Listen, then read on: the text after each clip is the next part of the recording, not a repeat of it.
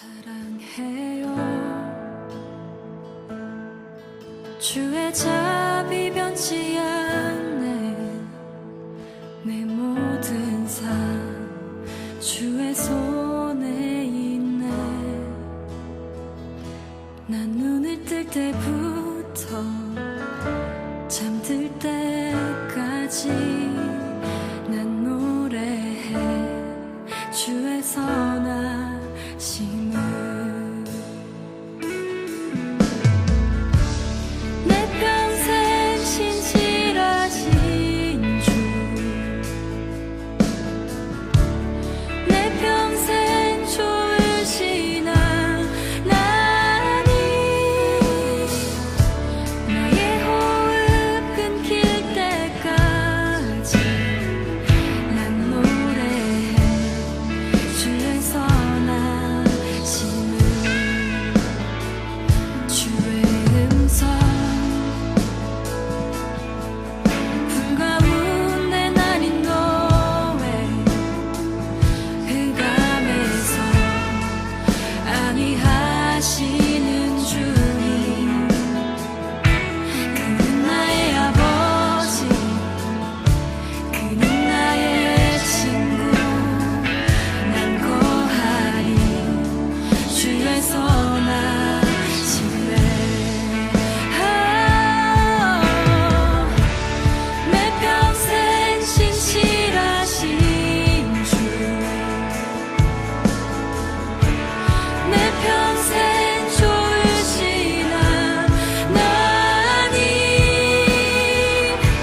나의 호흡 끊길 때까지 난 노래해 주의 선하심을. 내 평생의 선하심과 주의 인자하심, 정녕 나를 따르리니 두려움 없도다. 내 삶을 들여 주께 순복해 모두 드립니다. 주의 선하심 인자함 나를 따르리니. 사랑의 주님, 참 감사합니다. 이 새벽 우리를 불러주시고 주의 은혜 가운데 있게 해주셔서 감사합니다. 주님, 말씀을 들으러 나왔을 때 들은 말씀이 우리의 삶에 귀한 힘과 능력이 되게 하시고 우리가 말씀을 쫓아가는 삶이 되게 하여 주옵소서. 우리 주 예수님의 귀하신 은혜와 사랑을 우리가 늘 기억하며 그 은혜를 감사히 여기는 우리 모두 되도록 성령 하나님 함께해 주옵소서. 오늘도 귀한 말씀 들을 때 우리의 생각과 마음과 눈이 열리게 하시고 주의 소망의 뜻이 어디 있는지를 분별하여 이 세대를 분별할 수 있는 능력을 얻게 하여 주옵소서. 믿고 감사드리며 우리 주 예수 그리스도의 이름으로 기도드렸습니다. 아멘. 새벽을 함께 하신 우리 성도님들 사랑하고 축복합니다. 네. 우리가 읽진 않았지만 6장 후반절 이후로 보면 기드온이 하나님 말씀에 따라서 바알과 아세라의 목상을 찍어버리고 그 목상은 나무로만 깎아 만든 상을 얘기합니다. 그것을 다 쪼개서 불쏘시개로 써요. 그리고 하나님 앞에 그것을 가지고 제물을 드리죠. 불쏘시개를 가지고. 자, 이제 하나님께서 명령하셨는데 여호수아가 낮에 하기 좀 그러니까 어떻게 하냐면 저녁에 해요. 낮에 딱 보니까 바알과 아세라 상이 없어졌잖아요. 사람들이 난리가 났어요. 이거 누가 한 거냐. 보니까 기드온이 한 거거든요.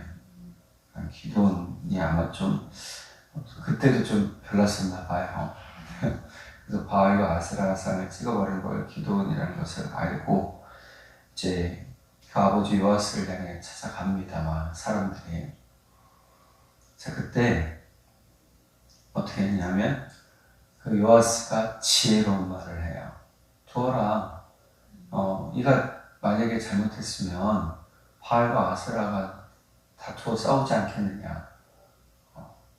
바알과 아세라가 이를 어떻게 하지 않겠냐? 기도는 어떻게 하지 않겠냐? 그래서 얻은 별명이 여룻바알입니다.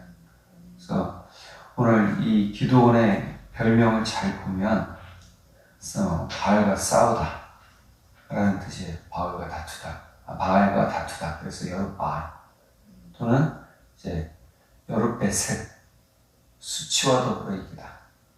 이렇게 우리 삶은요 사실 맞서 싸워야 되는 일이 참 많아요. 근데 제가 어제 이제 말씀 읽었지만 로마서 말씀 10절 딱 듣다 보니까 우리가 육체적인 싸움은 사람과 싸우는 게 아니잖아요. 유아스도 지혜로워요. 맞서 싸우지 않아요. 지혜로운 말을 해요. 우리 삶은요 늘 그런 것 같아요. 내가 참 맞서 싸우고 싶고 소리도 같이 높이고 싶고 그런데 그럴 때 내 마음을 따르지 말아야 돼요. 요아스도 아마 이 사건 이후로 기도원에게 물어봤겠죠. 그러니까 기도원이 뭐라고 그랬을까요? 하나님이 시켜서 내가 한 일입니다. 요아스에게 분명히 아버지 요아스에게 그랬을 거란 말이에요. 싸우지 않는 것은 곧 화평을 맺는 일이고 화평을 이루는 일이 되죠. 그런데 이 놀라운 일은 앞서 이제 미래의 일을 준비하는 귀한 일이 돼요. 자, 이렇게 일이 진행이 될 때에 미디안이 이제 쳐들어오게 됩니다. 연합군을 가지고 쳐들어오죠. 오늘 읽은 본문에도 보니까 미디안과 아말렉의 연합군이 광야에 진치고 있었다. 자고 있었다 이렇게 나오잖아요. 그러니까 수많은 메뚜기 떼 같지만 온 지면이 그 평지 지면이 다 그 군사들이었다는 거예요. 얼마나 많아요. 자, 이 미디안이 들어온 것에 하나님께 다시 한번 미디안은 요청을 해요. 믿음의 제사까지 드렸지만 한 번 더 확인해요. 그만큼 기도는 신중했어요. 그 신중함의 표식을 원하는데 그게 뭐냐면 양털에 이슬방울이 맺히는 거. 양털만 맺히고 평지에는 마른 거. 또 하나는 양털만 뽀송뽀송하고 평지가 젖어 있는 거. 하나님이 두 개 다 들어주세요. 우리가 무엇을 하려고 하면 첫 번째 지혜로운 말을 할 수 있어야 되고 감정을 따르지 말고 두 번째 뭘 해야 되느냐? 내가 끝까지 하나님의 표를 쫓아가야 돼요. 하나님의 표라는 건 우리가 지금처럼 기도원처럼 그런 표식이 될 수도 있겠으나 뭐예요? 말씀을 쫓아가는 거예요. 그러니까 말씀을 신뢰하는 사람이 하나님의 은혜를 가지고 힘있게 사는 사람이 되는 거죠. 자, 그리고 나서 오늘 7장 1절부터 나가면서 보니까 세 번째로 바로 온전한 사람들을 찾아내는 거예요. 오늘 본문에 보니까 이스라엘 백성들에게 같이 나가서 싸우자라고 얘기해서 모은 사람들이 있어요. 그 사람들의 수가 얼마냐면 32,000명이었어요. 그런데 3절에 보니까 누구든지 두려웠던 자는 길라앗산을 떠나 돌아가라. 싸워서 죽는 것이 두렵다면 지금 가도 된다. 그래서 떠나간 사람이 22,000명이에요. 거기서 남은 10,000명이 있었어요. 자, 이 10,000명에서 또 골라내요. 어떻게 골라냅니까? 물을 떠먹어보라. 물을 어떻게 먹나 보라는 거예요. 자, 보니까 어떤 사람들은 물을 손으로 떠서 마시는 사람이 있고 어떤 사람은 그냥 얼굴을 흐르는 물가에다 대고 마시는 사람이 있다. 그래서 어떻게 합니까?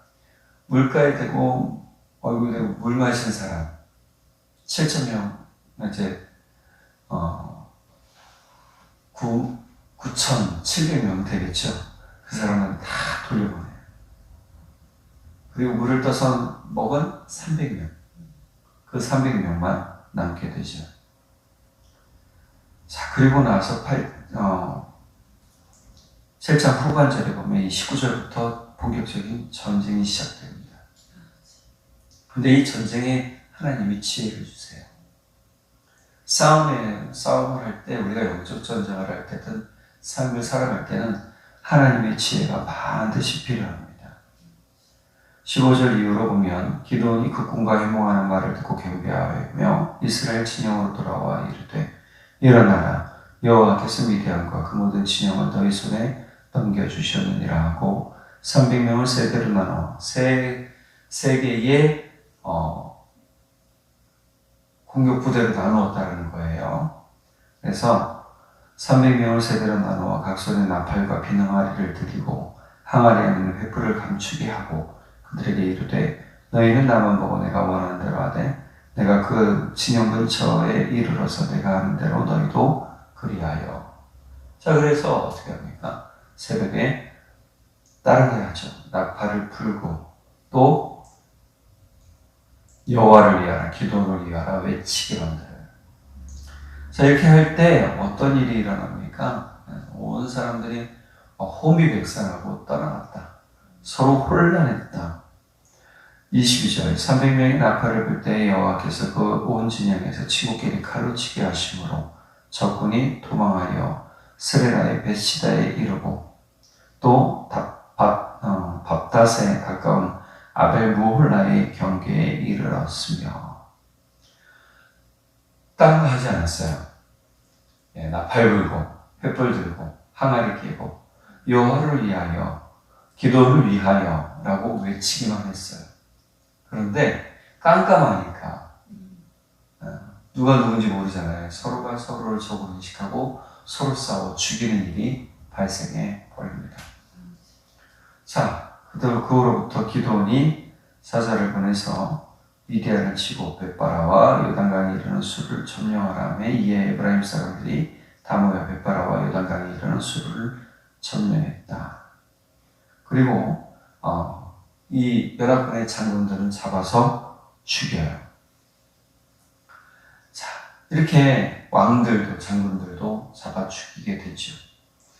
우리는 우리 삶에서 하나님의 지혜의 말씀이 왜 중요한가를 좀 생각해 봐야 돼요. 때로는 내 생각이 옳은 것 같잖아요.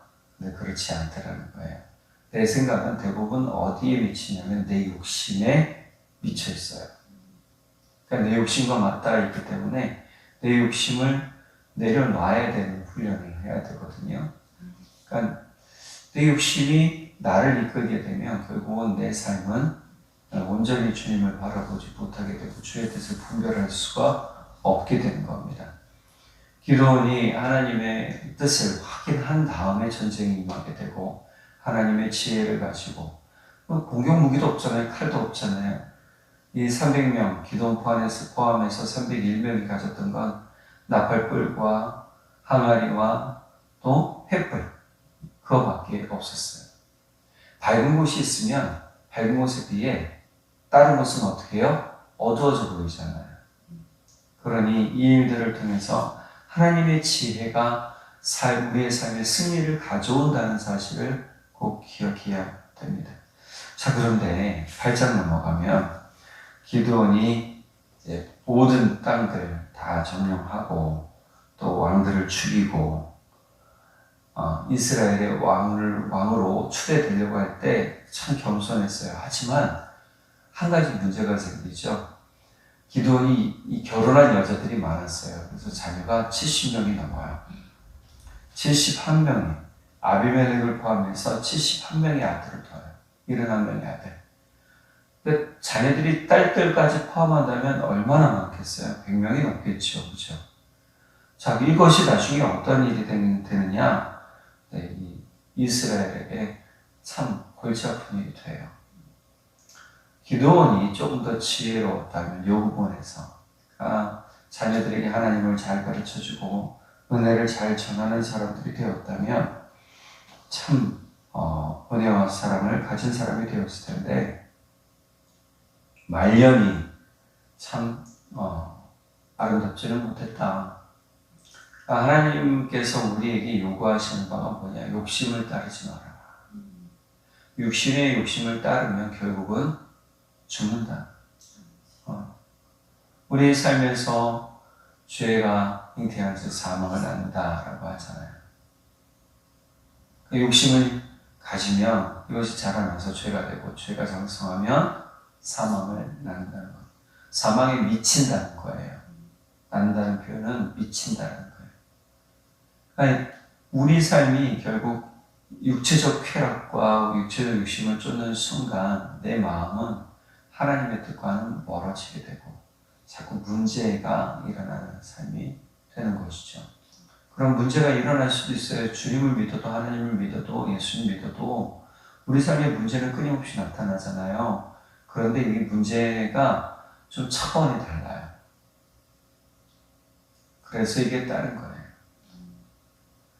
우리의 삶은 앞서 기도는 참 용맹스럽게 하나님의 지혜도 따르고 하나님의 주신 용기도 따르고 또 분별력도 가지고 나아간 그러한 믿음의 삶이 되기도 해야 되겠지만 우리 인생의 후반부를 잘 가꿀 수 있는 지혜도 필요하더라. 우리 자녀들에게 그래서 말씀 가르쳐주는 게 참 중요한 겁니다. 말씀을 알려주고 말씀을 가르쳐주고 말씀 안에 서게 하는 것이 그래서 중요합니다. 우리가 이 은혜를 가지고 오늘 하루도 살아가기를 원하고 시간이 될 때마다 기회가 될 때마다 그냥 기도하는 것도 중요하겠지만 내 자녀들에게 주의 말씀을 가르쳐주는 것도 참 중요하더라. 그리고 우리 삶의 절제가 왜 필요한지를 기도의 말년에 보여주고 있었다는 사실을 보면서 하나님의 은혜가 겸손하게 주를 섬기는 자들에게 있다는 것을 꼭 기억하고 나아가는 우리 모두가 되기를 간절히 바랍니다. 기도하겠습니다. 사랑의 하나님 아버지 참 감사합니다. 우리 삶에서 주의 은혜, 주의 사랑, 주의 기쁨이 얼마나 크고 놀라운지요. 주의 말씀을 따르는 그 길에 주님이 우리와 함께 하심을 우리가 깊이 깨닫게 됩니다. 주님, 우리가 겸손한 믿음의 사람들 되기를 원합니다. 우리 자신을 높이는 것이 아니라 어떻게 하면 하나님의 음성을 분별할 수 있을까 고민하며 그 말씀의 분별을 힘있게 쫓아가는 사람들 되게 하시고 그것을 통해 삶의 승리를 가져오며 누리는 사람들 되도록 성령 하나님 붙들어 주십시오. 또 한 가지 우리가 육신의 정욕이나 욕심을 쫓아가지 않겠습니다. 주님, 기도원의 말년을 보니 이렇게 된 것이 나중에 문제거리가 되었습니다. 주님, 우리가 이것을 깨닫고 바로 보게 하시고 주의 은혜와 사랑 가운데 서서 소망으로 나아가며 자녀들에게 주의 말씀 가르치는 지혜로운 부모가 될 수 있도록 용기도 해주시고 지혜와 지식 더해 주십시오. 이후로 우리 성도님들 기도하며 간구하는 모든 것들 주님 응답하시고 주님 함께하여 주옵소서. 믿고 감사드리며 우리의 영원한 찬양의 제목 되신 예수 그리스도의 이름으로 기도드렸습니다. 아멘. 사랑해요. 주의 자비 변치 않네. 내 모든 삶 주의 손에 있네. 난 눈을 뜰 때부터 잠들 때까지 난 노래해 주의 선하심을.